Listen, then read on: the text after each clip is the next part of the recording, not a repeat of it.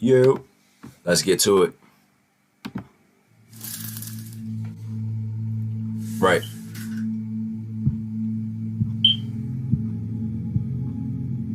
I bought a vacation mobile home almost 2 months ago. It's a complete shack, 2 small bedrooms, a little living room, kitchen, and 1 bathroom. It's simply meant as a nice, peaceful place to come to escape the city, either by myself or with my girlfriend, if I ever get one. The property has 2 acres, so it's nice and roomy too. And one of the main appeals is that it's only a 10-minute drive from a mountain that I like to go snowboarding at a few times a year. My first time there, I was decorating the place with my family. We all went to one of the local furniture outlets in the area and picked out a few couches. We actually banged this all out in one weekend, and thank God for my dad's pickup truck, which made transporting all this stuff easy. During all this back and forth from store to mobile home, I guess the closest neighbor noticed all the commotion, and he came over to greet us. He introduced himself as Dale. He was, I guess, what you'd expect from a local here. He had a thick Hudson Valley accent, and his dialect and mannerisms were obviously different than, I guess, us city folk are used to. Yeah. Nevertheless, he seemed nice at first. We all introduced ourselves, though I knew I'd really be the one needing to get to know him since this was my property. After chatting with him for a while, we tried to resume unloading and bringing furniture into the home. He lingered for a while, just watching us. My dad tried to converse more with him here and there. Eventually, though, Dale said goodbye and walked back up the road to his home. We left Sunday together, and the next time I went up there was 2 weeks later. I went alone this time just to bring more stuff up, like my snowboarding gear, and set up the Wi-Fi. I guess Dale saw my car pass by, because soon after I got there, he knocked on the open door and stepped inside and said hello. I gave him a smile and told him to come in, which he already was. He told me the place was looking nice already. Then after some small talk, he invited me over for a beer. I said, why not? I followed him up the road to his home, which is also a mobile home, maybe a little bigger than mine. We then sat outside on his deck. He grabbed me a Heineken from inside and sat across from me at the table. So I tried to get to know him. I started by asking how long he's been there. He answered with 20 years too long. I asked a few more questions, and he had some similar, pessimistic yet somewhat joking responses. This kind of set the tone for the rest of the conversation. So he started asking me questions, like what brought me here, where exactly I was from, etc. All the questions he didn't ask us 2 weeks earlier. I told him I'm from Queens, and that I wanted a place to escape and to snowboard. I guess he didn't like my answer, I don't think. He started ranting about how us city folk are coming in and ruining shit, polluting the place and littering everywhere. Oh, wow. This turned into somewhat of a debate, where I was trying to defend myself and other so-called city folk. I considered it a little debate, until I saw how heated he was getting, and he started to actually raise his voice in his thick accent, with his half-drank beer in his hand. This spiraled so out of control that at one point he said word for word, I don't know why y'all can't just stay where the f*** you belong. Damn. I stood up and with a smile on my face said, okay, I think I'm gonna head back now, thank you for the beer. If you want to eat healthy and feel your best, you gotta try Ka'Chava. Ka'Chava is the world. He didn't say anything, he just looked down at his beer as I walked away. As I was like 100 feet away from his home, he yelled out, I'm sorry. I looked back at him and gave him a thumbs up. At the same time, I was horrified that that's going to be my neighbor here. 20 years alone must have him losing his mind, and maybe he doesn't know how to deal with people anymore. That was the excuse I chalked up for him. That night, while I was laying on the mattress I had on the floor, watching a movie on my laptop, I heard a voice from outside. It sounded like someone talking to themselves, cursing to themselves. I looked out the window, but I didn't see anyone out there. It was just simply too dark out. It was The property is big and it's mostly woods, so you could imagine how freaked out I was hearing a voice out there. The next day, Dale knocked on my door again around midday. I knew it was him because I heard him calling my name. I didn't want to deal with him again. I stayed in my room. He had to have kept knocking for 5 minutes, which in itself was weird. And at one point he said, I know you're in there, your car is here. That freaked me out. The guy is clearly not normal by my standards, and he was already giving an early, weird, obsessive vibe. He finally left. Or did he? I continued on the rest of my day, almost uncomfortable to go outside in fear he was out there nearby watching to see if I was actually home and ignoring him. After dinner, I started watching another movie on the TV through my phone, and for the second night in a row, I heard a voice outside, even over the TV. I had to turn off the TV to look outside. Couldn't see anything. So I went out to the deck and flicked on the deck light. I saw Dale. See? Cause I understand like you might be lonely, but there's certain stuff you do. Like you don't be doing stuff like that. He not mentally there. But yeah, that's crazy. Dale standing about 5 feet into the woods, arms flat at his sides for a second, before he could react to the light, and then he ran into the woods. Oh He no. went back inside and considered calling 911. I called my dad, and long story short, he said hold off on doing that because once I call 911 on the neighbor here is the day I don't want to show my face here anymore. I tried to just sleep through the night. Tomorrow I'd leave and go home for a month. Within an hour of me laying on the mattress, I heard Dale outside screaming in an angry voice, "City piece of shit, I know you're in there.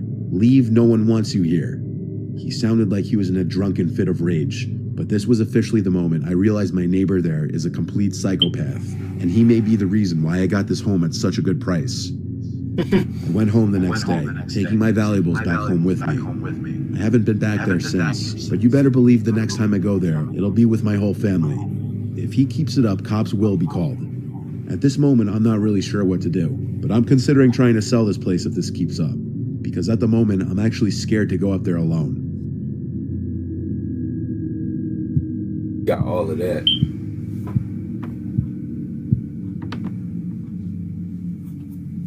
My family and I used to live in a rough neighborhood when I was 7. Even the neighbor on one side was a total creep and wasn't friendly at all.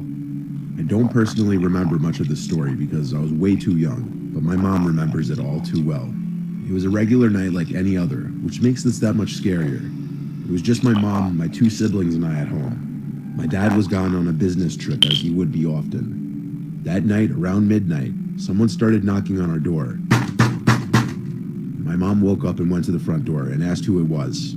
No one answered. She thought that maybe it was some kids playing Ding Dong Ditch, so she went back to bed. About 30 minutes later, again, someone starts knocking. She gets up and peers through the side window to see if she can spot anyone out there, but nobody is there. In any other neighborhood, this would just be assumed to be annoying kids doing some night ding-dong ditching, but in this area, you could never assume anything but the worst. My mom started to worry, so she went back to her room and grabbed my dad's shotgun, and then she sat in the living room in the dark, waiting. During all of this, she never woke any of us up, as we were all little kids at the time and she didn't want to panic us. Again, while she was in the living room now, there was more knocking. She gets up to peer through the window again, expecting to see someone new, but still no one. My mom begins shouting at whoever it is that she's going to call the cops, and that if anyone tries to come in, she would shoot them. This threat, a legitimate threat mind you, apparently worked because that was the last of the knocking. At some time between then and the police showing up, my mom woke us just to be safe in the case that something bad happened. At about 2 in the morning, the police finally show up and do a quick search outside of our house while we waited inside.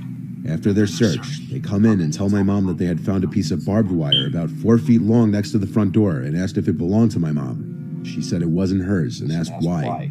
The cop told her it belonged to whoever was knocking on the door and that they were likely planning on strangling my mom with the barbed wire when she opened the door to see who was knocking.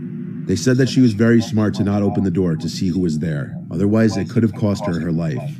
The cops said they'd patrol the neighborhood until morning and do a thorough investigation once there was daylight. That morning, as they were searching around the house, they found footprints leading around to the back of the house leading to my bedroom window. They had also found nicks in the windowsill where the person was trying to pry open the window to break in, but failed. My mom always suspected it was this one neighbor because on several occasions, she would catch him staring into our house at her through his curtains, and he was incredibly creepy and unfriendly all around. He also would be the first one to know when my dad wasn't home, since he knew what vehicle he drives. Not long after that, we moved out of that neighborhood, thank God.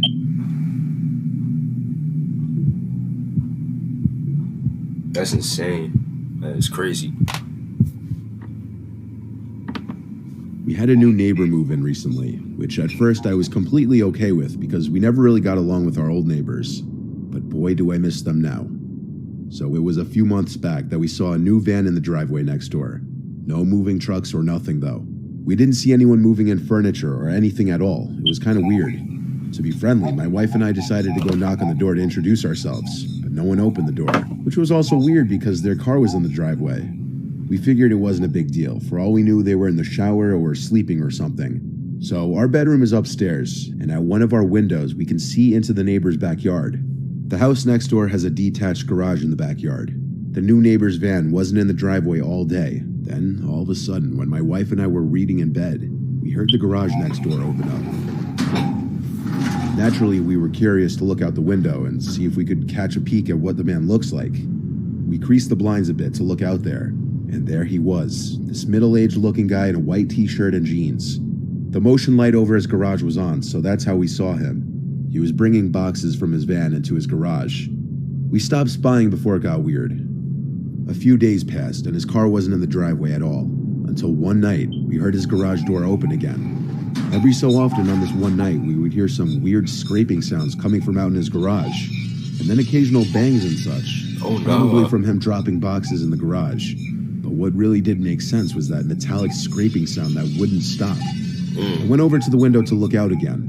This time he caught me staring. He looked up at my window, and I felt incredibly awkward. I walked away from the window, and seconds later, I heard him close the garage door. I told my wife I'm going to go out there and say hi. No. That's the only way I figured.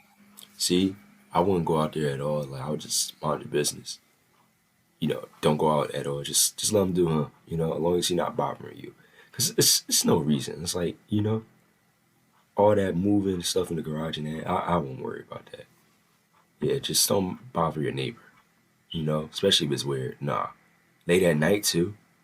Late? Come on now. I wouldn't do that. I could redeem the awkwardness I just created.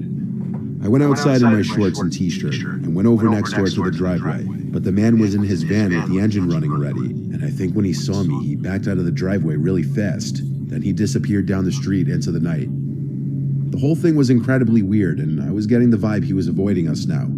I was a bit curious now what exactly was going on with all the scraping sounds by his garage. I walked into his backyard to the garage door, and something was making noise in there. I kept hearing thumping sounds. He had to have an animal in there or something. Just let him avoid you. And I heard my wife's voice call my name from our window, and she asked what the hell I was doing. I looked at her and put my finger to my lip. I tried to open his garage, but it was locked. That was enough snooping. I walked back to our house and back to bed. Later that night, I woke up to my wife shaking me, whispering that she heard our backyard gate open. I told her to stop messing with me because she was freaking me out, but she said she swears she heard it. I had to be the man of the house and go out there and look. First, I took a look out the window. The lights in the neighbor's yard were off, and our yard was too dark to see anything. I went downstairs and took a look out the front door. The neighbor's van was in the driveway. I ain't checking nothing. I went to the backyard now and turned on the lights. As I did, I heard someone running away to the side of the house. Then the backyard gate slammed shut. I was horrified, but I made myself angry and chased after them. I ran to the gate and then to the front of the house, then to the street. I was the only one out there, yet I felt as though I was being watched from any possible direction. I went back inside the house, told my wife that someone was indeed in the yard, but I didn't see them. She asked me if I thought it was the neighbor. I told her I honestly don't know. But the next day, I went to the neighbor 2 doors down, Gene, and asked him if he had met the new guy yet. He said no, but that he'd keep being awoken to sounds late at night coming from his garage. I told him about how someone snuck into our yard the night before, and he found that equally freaky and weird. We agreed to text each other and go over together the next time we'd hear weird noises to finally meet this guy. So the next day was Saturday. As I was opening all the living room blinds in the morning, I saw that it was like the first or second time that the neighbor's car was in the driveway during the day. Then I looked at his house, at one of the windows.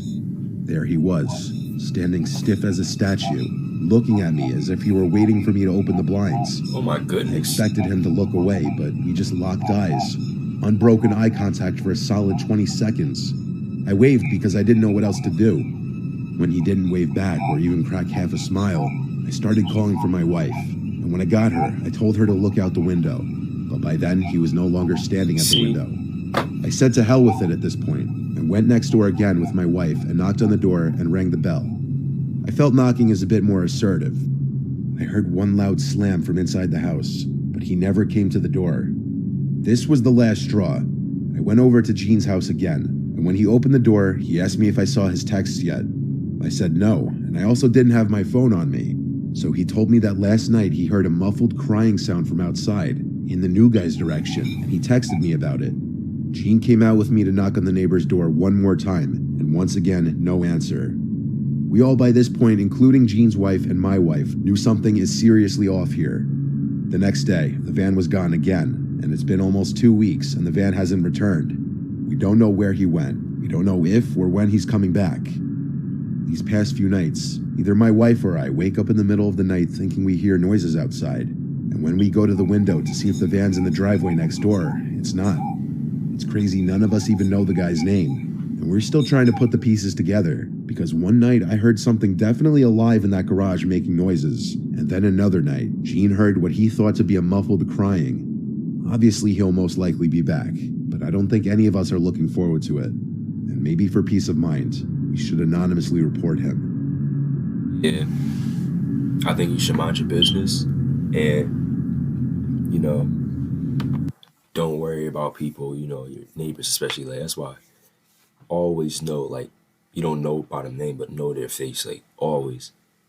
It's, let them act weird, let them avoid you. It's not your business to know what they doing for real. Peeking out the window, he just looking out the window like, it's like this. Let's say window right there, right? And he like this. He just standing there like, nah, that's just weird. But yeah, always got to check your surroundings and everything. Hope you guys enjoyed though. A lot of editing coming up, and it's a special video coming up on story time. So if you guys want to see me do like variety of videos like story times and stuff like the Q&As, I'm definitely going to do that, because I have a story time to tell you anyway about when I worked at my first job, first school job, I should say. So I'm going to do a story time. But other than that, though, stay tuned, like, comment, and subscribe. And also, I say that just so you can stay tuned and turn on post notifications. See you guys in the next video, and peace out. Oop, that's my stream login. I'll be streaming. But yeah, I'll be streaming a little bit, but not like that. All right, peace.